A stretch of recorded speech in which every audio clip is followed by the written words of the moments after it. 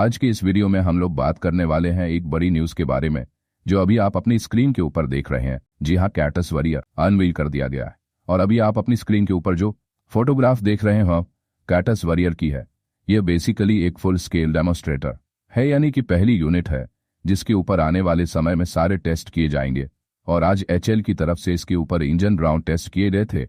आमतौर पर इस तरीके के टेस्ट के दौरान क्राफ्ट को ग्राउंड के ऊपर ही रखा जाता है और इंजन को ऑन करके अलग अलग लेवल्स पर उसको चेक किया जाता है। आमतौर पर जब इस तरीके के टेस्ट के रिजल्ट सेटिस्फैक्ट्री होते हैं तो लो स्पीड टैक्सी ट्रायल्स किए जाते हैं, उसके बाद हाई स्पीड टैक्सी ट्रायल्स और फिर एयरक्राफ्ट की पहली उड़ान होती है।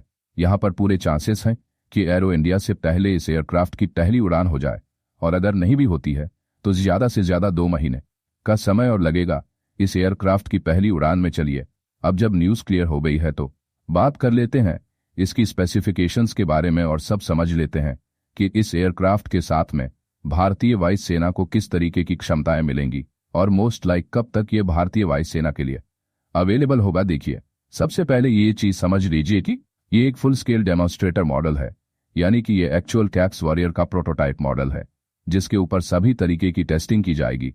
और जब ये टेस्टिंग कंप्लीट कर लेगा तो इसी के बेसिस पर प्रोडक्शन वेरिएंट बनाए जाएंगे। बेसिकली आपको यहाँ पर समझना पड़ेगा कि ये एक्चुअल साइज का एयरक्राफ्ट है और यहाँ पर किसी भी तरीके का छोटा प्रोटोटाइप नहीं बनाया जा रहे हैं जैसा कि घातक UCV के केस में बनाया गया है। कैटस वॉरियर को लेकर फंडा क्लियर है कि जिस तरीके का सिस्टम कंसीव किया गया था एग्जैक्टली उसी तरीके का सिस्टम बनाया गया है। हालांकि अगर आप कॉन्सेप्ट के साथ में डिजाइन को कंपेयर करेंगे तो आपको समझ में आएगा कि यहाँ पर बहुत सारे प्रैक्टिकल चेंजेस किए गए हैं। एग्जाम्पल के तौर पर अगर आप इंजन इनटेक को देखेंगे तो आपको समझ में आएगा कि बाउंड्री लेयर को एड्रेस करने के लिए इंजन इनटेक को बाहर की तरफ थोड़ा सा निकाला गया है। और इनिशियली जब कॉन्सेप्ट प्रेजेंट किया गया था तो आपको एयर की बाउंड्री लेयर को एड्रेस करने का कोई भी मैकेनिज्म दिखाई नहीं दे रहा था। आप में से बहुत सारे लोग यह पूछ रहे हैं कि इसमें कौन सा इंजन यूज किया गया है, तो मैं यहाँ पर आपको क्लियर कर देता हूँ कि यह पटी 7 इंजन है जो लक्ष्य एयरक्राफ्ट में यूज किया जाता था। लेकिन यह इंजन एक मॉडिफाइड वेरिएंट है जिसमें कई सारे इंप्रूवमेंट किए गए हैं। इसी वजह से इस इंजन को पटी 7 कहा जा रहा है, जहां पर W का मतलब है वॉरियर। बेसिकली इस इंजन को कुछ इस तरीके से बनाया गया है कि ये एक 5 टके एयरक्राफ्ट को आसानी से पार कर सकता है। और अगर कैच वॉरियर की बात की जाए तो इसमें 2 ऐसे इंजन्स का प्रयोग किया जाता है। 2 इंजन का मतलब है कि यह एयरक्राफ्ट 3 टन का हो सकता है, और जिस तरीके के स्पेसिफिकेशंस हम लोगों को ऑलरेडी कैच वॉरियर को लेकर मिल चुके हैं उस हिसाब से यह 5 टन का एयरक्राफ्ट होने वाला है। और ये 2 इंजन काफी है जिसको पार करने के लिए कुछ समय पहले एल की तरफ से एक वीडियो रिलीज किया गया था जिसको अभी हम लोग आपकी स्क्रीन के ऊपर प्ले कर रहे हैं।